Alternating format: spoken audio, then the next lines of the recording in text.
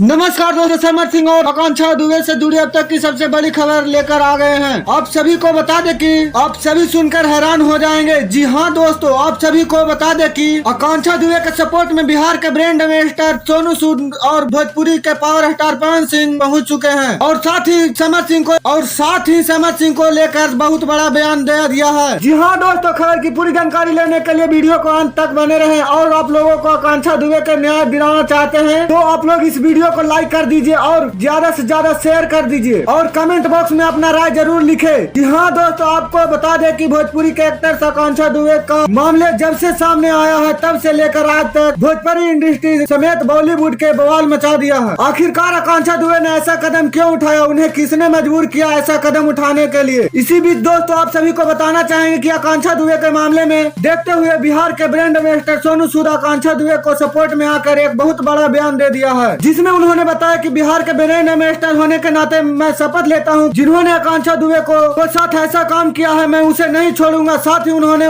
कहा है कि आकांक्षा दुबे और उनके परिवार वालों को न्याय मैं जरूर दिलवाऊंगा। तो सोनू सूद के बारे में आप सबका क्या राय है? आकांक्षा दुबे का परिवार वालों का न्याय दिलवा पाएंगे या नहीं? आप लोग कमेंट में जरूर अपना राय लिखें। वीडियो अच्छी लगे तो चैनल को सब्सक्राइब करें। धन्यवाद।